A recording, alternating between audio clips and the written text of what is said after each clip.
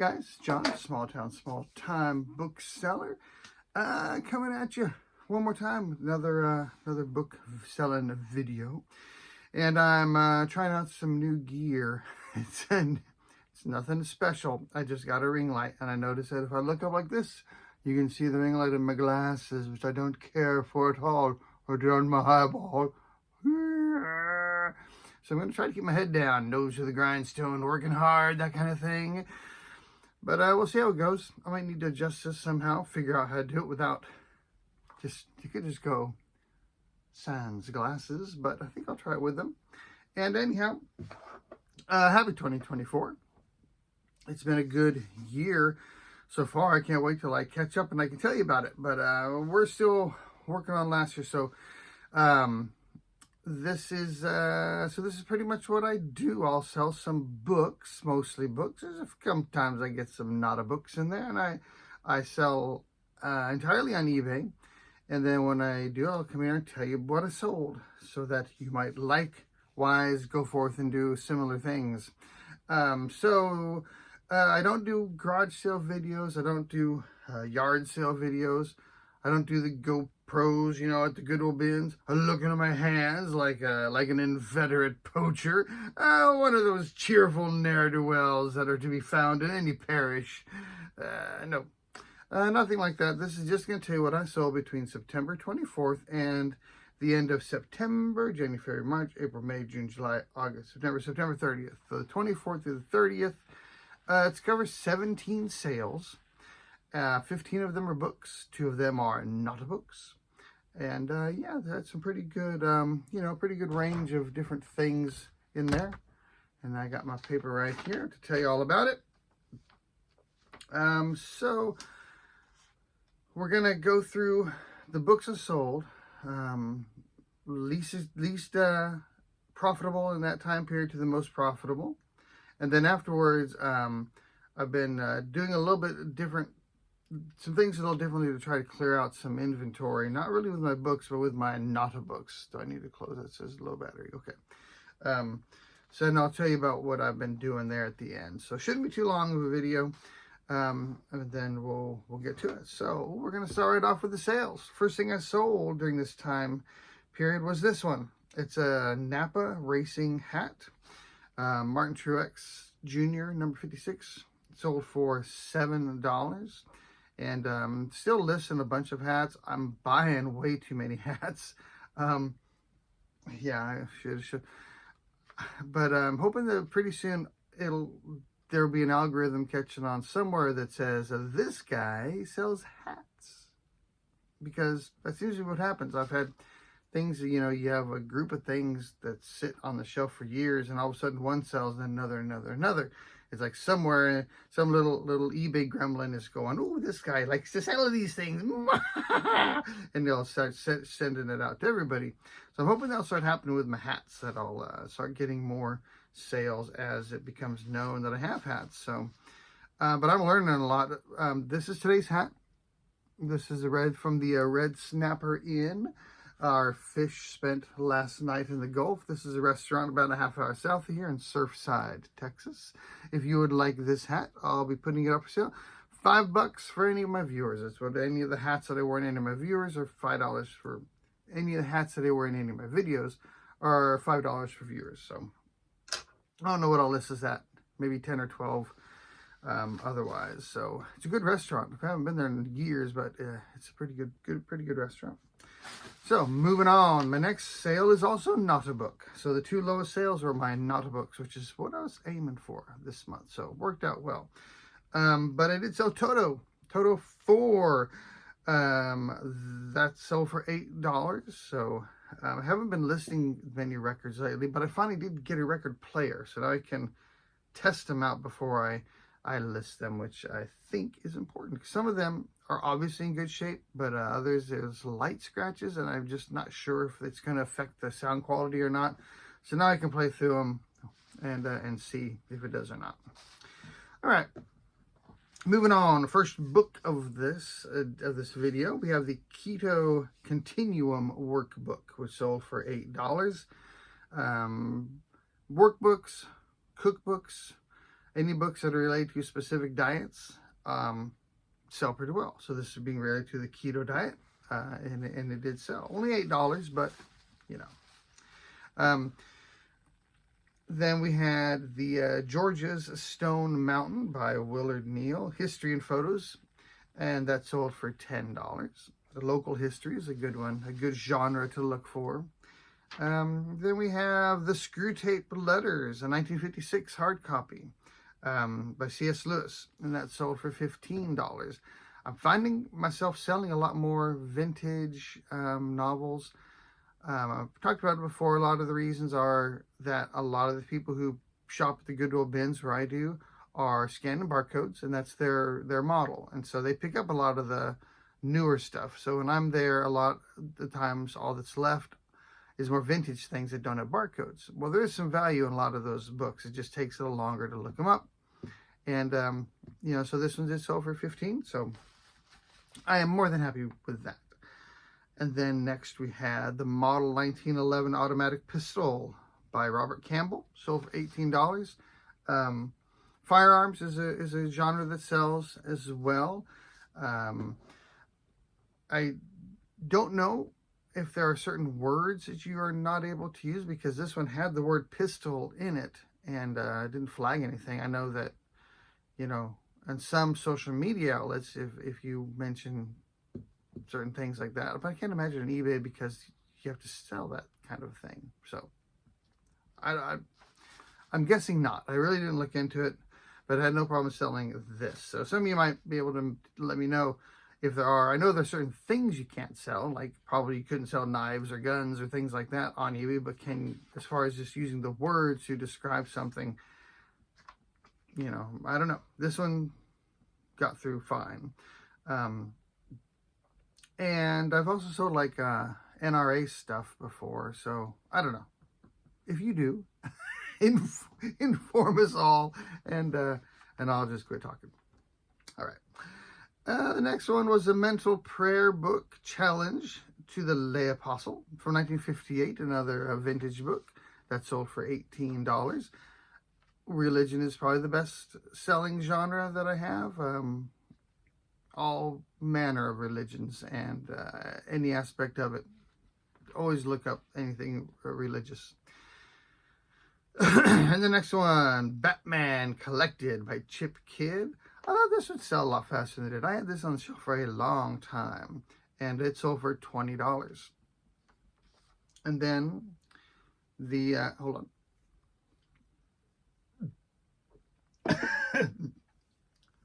That was not today's can of Coke.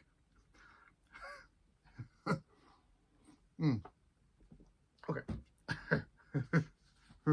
Okay, sorry about that. Not sure how old that was. The next one we have College Placement Test Prep, another good genre. Look at us with all our good genre-ing today. Test preparation books sell very well. So this is College Placement Test. It's over $20.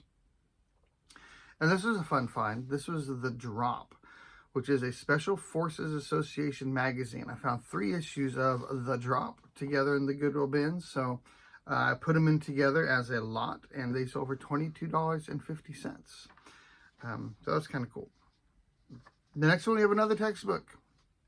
This is Tonal Harmony, hardcover textbook, and the softcover workbook. Had them both, listed them both together, and together they sold for $22.50. So yay! Tonal Harmony, I think that might be like I don't know if it's a music theory class. That was a hard class. I took music theory when I was a music major in my first year in college, and it was very difficult for me. Did lights just flicker? I hope not. It's really cold outside, and I really hope the power doesn't go out. Hope I didn't just witness that. All right, we'll see. The next one we had Walt Disney's Uncle Remus Stories, Golden Book from 1971, sold for $25. I kind of keep my head down. I just got that glare again. And then moving on, we have The Magic of Believing, which is from 1951, sold for $25. So you can see 71, I'm sorry, 1951. No barcodes back then, and it's probably just sitting there. So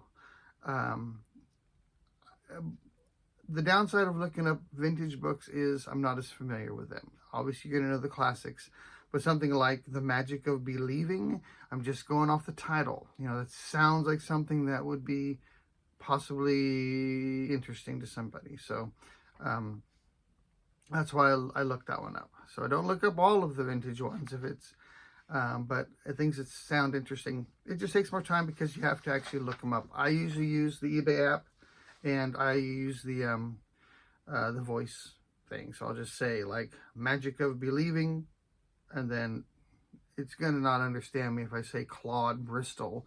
So I'll probably have to type that in, but I would say Magic of Believing 1951. Enter. And if for some reason many things came up, I might have to type in the author's name. If nothing comes up, I would take out 1951, see if just that title comes up with maybe other years in that area. And so that's how I would look those up. Generally speaking, I do that. Sometimes if I'm in a thrift store and it's real quiet, I'll just type in the title because I don't feel like saying it out loud. But usually at the bins, nobody cares. It's pretty loud. So I'll just use the voice. Moving on, we have yet another textbook. This is Basic Anatomy, a laboratory manual of the human skeleton and the cat. So there's several different versions. There's the cat and dog, and I don't remember what other animals, but this one is the cat. And it sold for $35. So another textbook there. And then moving on up here, we're now looking at pretty good money at the Comprehensive English-Russian Scientific and Technical Dictionary, 2-volume set, sold for $50. I've been selling more and more foreign language dictionaries.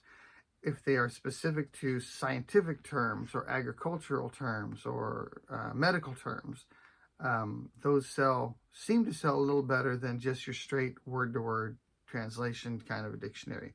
So this one was Scientific and Technical Dictionary between Russian and English. So, and then we have 2 more sales. So the next one was another textbook. This is a Vascular and Interventional Radiography, Comprehensive Text and Examination Review, sold for $65.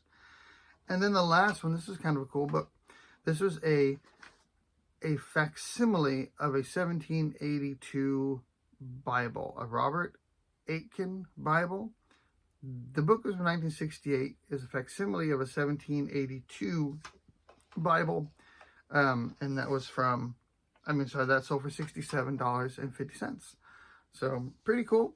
I have seen some facsimiles that are hard to tell if they're original or not, depending on how they're done, depending on if you can find a newer copyright page and things, but obviously this one was not that hard to tell because I can tell one from 1782. But just so you know, if something is not an original, it's just a facsimile or a copy of something, they still can be worth money. The opposite information is also handy. So if you know that something gets reprinted and then you find an original, then you can know that one's probably worth a lot of money too. That has come into play quite a few times where I'll find a book, I'll look it up, and I'll see, give the title in eBay, and if the book you're looking at is from 1911, but a lot of them listed are from 1970, it was reprinted, and so that means that it have value, it have interest, and so your original one will be worth a lot more. So that's always fun. So that does it for the sales. That brought me to a grand total of, I didn't write it down. Great. So a grand total of $436.50. That's how quick I can do math in my head. I can add $15 to a number. So my Nota books were $15. Had 2 of those, which brought me to a $7.50 average, which is what I was going for first week of January. Last week of September. And I thought, $7.50? Oh yeah, $7.50 is my average. And I nailed it once again. And my books came out pretty good. My books were $421.50 on 15 sales. That's a $28.10 average. So over my $25, which is my completely arbitrary made-up number that I consider a good sales figure for the time period. And so this is 2810. So that worked out pretty well. All right. Moving on, a couple things I wanted to mention. So I've been accumulating a lot of stuff. I mentioned in the last video, I'm working at cleaning out the garage. I have started putting some things in the garage and in bins. I don't want to put any of my books out there.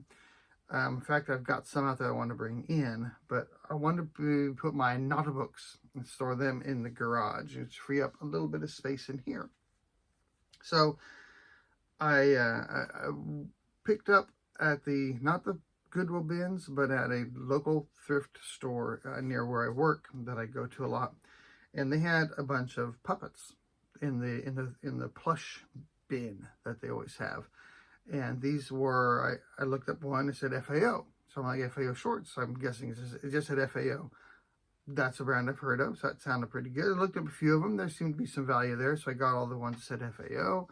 And then other ones were Melissa and Doug puppets, so I've heard of Melissa and Doug. So these are not greatly valuable or anything, but just that I'd heard of that brand before. And so I've got all the Melissa and Doug puppets. And the other one was Lily and Vernon. Sounded kind of familiar, but I wasn't sure. So I picked up the ones that were Lily and Vernon. And she ended up selling them to me for 25 cents each. And I grouped them up in lots, and I put them up for auction. Because I didn't want to do them one at a time. Not that they take up that much room, I just wanted to get them out. And so I put them all up for auction, and just a couple days ago. So I'll let you know if they sell or not. Right now, they haven't had any bids yet. But then I also did the same thing on a group of fedoras. So there was a bunch of fedoras. Somebody obviously had donated a bunch of them. There was about 9 or 10 of them out there. One person picked up one. I looked at the others, and there was a Stetson brand, a Resistol, and then another one was Atom, Avalon, Granule. So they all had like name brands. And I'd heard of Stetson, and I'd heard of Resistol. So I picked up 7 of them, and I did the same thing. Came home, put them all up together in a lot. They've had a lot of views in that group, but no bids yet. And then the third thing that I had this sitting in here in my unlisted pile for a long time because I didn't know exactly how to list it. And that was, I came across a group of electric trains, and they were all just jumbled together with track and different pieces. And I just picked up the cars. And they are all either Lionel or Marks. And again, I didn't know nothing about them. So this is kind of what they're looking like. So that's a Lionel train, or was that the Marks? I can't remember now, but it says on there somewhere. But they're in not good condition at all. They're very dusty. And then this is Marks, because this one goes together now and had the Marks symbol on the bottom. It says MAR, and then the X kind of goes through it. I don't know if you can see that. So we had Marks trains, and there was cars like this, and this little dude. There was, I thought that was kind of cool. It says rocket fuel on it. That one's Lionel. And so I'd heard of Lionel trains. I'd heard of Marks as a company that made toys. And so there's like a Great Northern. And so I put all these up for an auction also. Just put the starting bid at $10. And within a couple days, I've gotten 7 or 8 different bids. So it's up to $36.50 right now. And I know nothing about electric trains. I knew nothing other than I've heard of that. So this is kind of cool. There's a Santa Fe right there. So I really wanted to make sure that the buyers are aware that I know nothing. So in the title, I put as is, which is obvious that you're buying it as is. You're buying it. But the fact is, I wanted to make sure people know that they're not in great condition. They're as is. And I also put untested. And then in the description, I specifically wrote, I know nothing about these pieces. I don't know if they are in working condition or would just be for display, or if they are something that somebody can fix. So that Santa Fe one's a Lionel. And I'm hoping that it's obvious that I'm not claiming these are working. I specifically said they are not. And that somebody can either, they still have value in this condition, or somebody can fix them to make them more valuable or something. But they've been sitting over there in this bag for a long time. And so I thought, I'm just going to lot them up together. I was planning to kind of sell them individually, but I know nothing about it. One of the questions on the item specifics was gauge. And you drop down menu, there's 20 different gauges that these could be. I have no idea. So I put unknown, and you know, I just thought, I'm hoping that the buyer will be happy, because right now, like I said, the top bid is $36.50. And I still got about 5 more days left. I'm hoping it'll go higher, and I hope that the buyer is happy with them when they get them there. So that's kind of my thing lately. I'm just trying to see what I can group together, lot together, and I might do that with some hats, and I put it under like a bunch of oil company related hats or sports related hats or different things like that I could make a group together and put something out there like that to get rid of some of the hats. And buying hats is kind of addictive. You know, once you start buying them, they're so dang cheap, and they're all so cool looking. I'm getting better about not picking up the ones that I think that sure that'll wash out, because it usually doesn't. And so I'm getting better about just picking up ones that are in good shape, and to really trying to think about the message, you know, on it, and is it something that'll sell or not. So anyhow, that is about it for me. Hope that you all are having a wonderful 2024, selling the heck out of a bunch of stuff. Let me know if the lighting in this did okay. I hope I didn't look up too much during the whole thing. And yeah, well, we will see you sooner, hopefully sooner rather than later. But good luck to everybody, and we'll see you next time.